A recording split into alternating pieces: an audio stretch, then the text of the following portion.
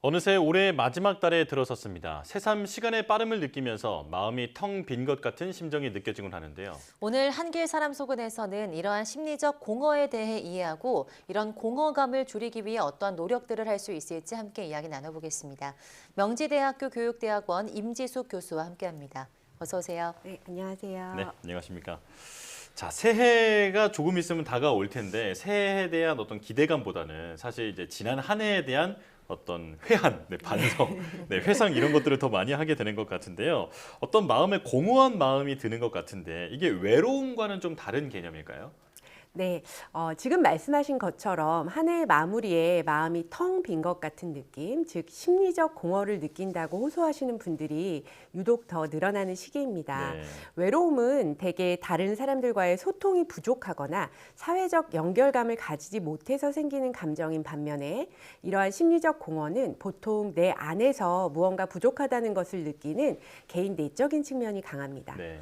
이러한 공허함은 객관적으로 보이는 것과는 별개의 것으로 물질적으로는 풍족하거나 외적으로 볼 때 성공적인 삶으로 보이더라도 내면적으로는 충족감이 없을 때 오히려 더 대비되게 비어있는 텅 빈 마음을 느끼게 됩니다. 사람들과 함께 있을 때 느끼는 연대감이나 안정감만으로는 해소되지 않기 때문에 오롯이 나 자신과의 관계에서 채워야 하는 측면이 있어서 이러한 심리적 공허는 더 채워나가기가 어렵게 느껴지기도 합니다. 네. 네. 근데 요즘 유독 이런 연말에 심리적 공허를 느끼시는 분들이 많거든요. 이유가 있을 것 같은데요. 네, 우리가 새해 계획을 세운다는 건 내 삶의 목표나 의미를 잘 구현하고자 하는 포부와 연결이 되어 있습니다. 네. 그리고 새로운 한 해 계획을 세우는 순간을 잘 생각해 보면 내 삶을 더 좋게 이끌어 나가고자 하는 자발성이 기반이 되어 있고 또 새로운 한 해가 어떻게 펼쳐질지에 대한 호기심으로 즐겁거든요. 저희가 재미있는 이야기에 웃을 때와는 또 다른 새로운 한 해의 삶에 대한 기대감을 가질 때 생기는 그런 즐거움이 있는 거죠. 예. 마치 풍선을 부는 것처럼 내 마음의 의미나 목표, 희망 같은 것들을 불어넣는 작업이라고 생각하시면 됩니다. 그렇게 마음을 가득 차게 채워서 한 해를 시작하고 열심히 지내면서 연초에 세운 계획들을 다는 아니더라도 이뤄낸 부분들이 있고 또 나는 열심히 진행 중이야 라고 느껴지신다면 연말에 꼭 목표에 도달하지 못했더라도 나름의 의미와 보람을 느끼시게 될 텐데요.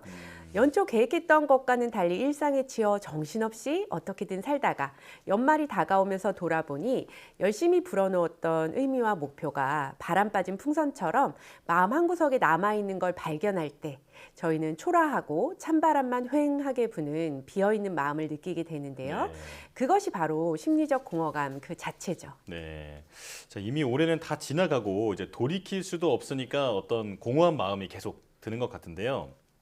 그래도 올 한 해가 가기 전에 이런 심리적 공허감을 좀 달래기 위해서 시도해 볼 수 있는 게 있을까요? 네, 우선 시간에 대한 프레임을 좀 경직되어 있다면 유연하게 하시는 것부터 시작하시면 좋을 것 같습니다. 네. 하루 24시간 정해진 건 똑같다라는 말은 물리적 시간의 관점에서는 맞는 말이지만 심리적으로 보면 시간 또한 주관적인 면이 훨씬 크거든요. 예를 들어 처음 가보는 낯선 길을 찾아갈 때의 10분과 익숙한 출근길을 갈 때의 10분은 상당히 다르게 느껴집니다. 동일한 시간과 거리를 걸어도 낯선 길의 10분은 굉장히 길게 느껴지고 익숙한 길의 10분은 금세 지나간다고 느껴지거든요. 네. 낯선 길을 갈 때는 길 찾기 지도도 찾아보고 맞게 가고 있는지 주변의 건물이나 가게들도 살펴보게 됩니다. 이 과정에서 우리는 새로운 정보들을 접하게 되고 새로운 경험을 가지게 되죠. 우리의 뇌는 외부 자극에 따라 변화하는 가소성을 가지고 있어서 새로운 자극이 오면 새롭게 연결되고 강화됩니다. 이러한 과정에서 창의력까지도 활성화되는 과정을 거칩니다. 즉 새로운 경험과 자극으로 뛰어드는 것은 주관적으로 시간을 길게 쓸 수 있는 좋은 방법이 됩니다. 올 초 계획했던 것들을 다시 살펴보시면서 여러 가지를 다 하시려고 하면 오히려 포기밖에 할 수가 없고요.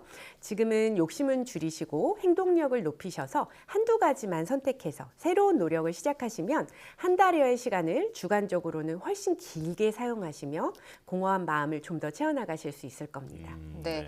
그럼 그렇게 새로운 경험, 좀 주관적으로 길게 느끼려면 어떤 경험을 하는 게 좋을까요? 네, 이 시간을 주관적으로 길게 느끼면서 쓰려면요. 가능한 직접 경험을 선택하시는 게 상당히 중요합니다.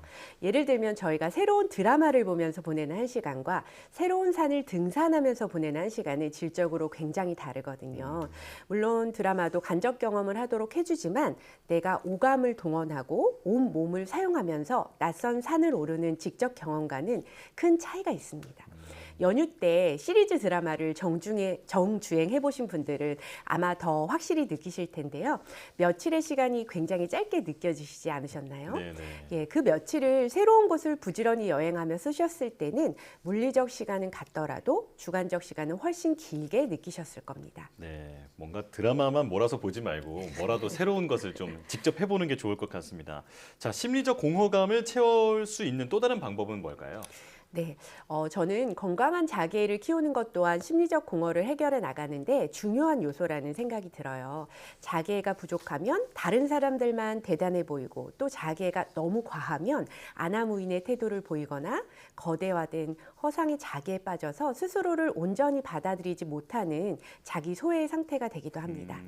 타인이나 사회의 욕구보다는 내가 원하는 것을 명확히 알고 나를 귀하게 여기고 대접할 수 있는 힘, 이것이 건강한 자기애를 가진 상태라고 할 수 있을 텐데요. 심리적 공허가 자신의 내적인 측면의 반영이라고 말씀드렸던 것과 같은 맥락에서 자기애 역시 나 자신과의 관계가 토대가 됩니다. 건강한 자기의 자리가 커지면 심리적 공허의 자리는 자연스럽게 줄어들게 됩니다. 네. 그럼 조금 더 구체적으로 바로 실천할 수 있는 것들이 있을까요? 네, 쉽게는 눈에 보이는 것부터 실천해 보세요. 바쁘고 귀찮다고 매 끼니를 컵라면과 삼각김밥으로 때우시지 말고 5분만 시간을 투자해서 신선한 야채를 준비하는 과정 자체가 나를 귀하게 여기고 좋은 것을 스스로에게 대접하는 것이 될 수 있습니다. 또한 당장의 필요가 없더라도 나를 위해 원하고 좋아하는 것을 하세요. 그러니까 나는 취업도 못하고 있는데 취미생활을 갖는 건 사치야. 이렇게 생각하시는 분들 당연히 계실 겁니다. 네. 그러나 제가 말씀드리는 건 꼭 거창한 무엇일 필요가 없고요. 예를 들면 따뜻한 물로 샤워를 하는 것, 잠깐 동네 한 바퀴 산책하는 것과 같이 소소한 활동이라도 나를 위한 활동을 하시라는 의미입니다. 즉 나를 내버려 두는 것이 아니라 적극적 관심을 가지고 관여하는 것이 건강한 자기애를 갖고 공허함을 줄여나가는 방식이라는 것을 꼭 기억하시면 좋겠습니다. 예, 이제 나를 귀하게 여기고 좋은 것을 스스로에게 대접할 줄 알아야겠다 이런 생각이 듭니다. 자, 마지막으로 마음의 공허를 느끼는 분들께 한마디 해주신다면요. 네, 우리의 감정은 저절로 건강한 상태를 유지하는 것이 아닙니다. 몸의 건강을 관리하듯 우리의 감정도 적절히 관리하기 위한 노력이 필요합니다. 12월 31일과 1월 1일은 똑같은 하루예요. 오늘까지는 흘려보내고 내일부터 잘한다는 건 사실 스스로를 속이는 거죠. 예, 새해로 모든 것을 미루시면서 12월을 공허로 흘려보내지 마시고 새로운 경험 속으로 적극적으로 뛰어드시고 나 자신을 친절하게 대하고 대접할 수 있는 그런 올해의 마무리가 되시면 좋겠습니다. 네, 정말 한 해 동안 내가 왜 이런 일은 없을까 이렇게 공허함 느끼시는 분들 굉장히 많으신 것 같은데요. 하루하루 좀 열심히 살아내고 있는 것만으로도 우리 잘하고 있다고 좀 칭찬해주고 싶은 그런 시간이었습니다. 임지숙 상담 심리학자와 함께했습니다. 오늘 말씀 잘 들었습니다. 고맙습니다. 감사합니다.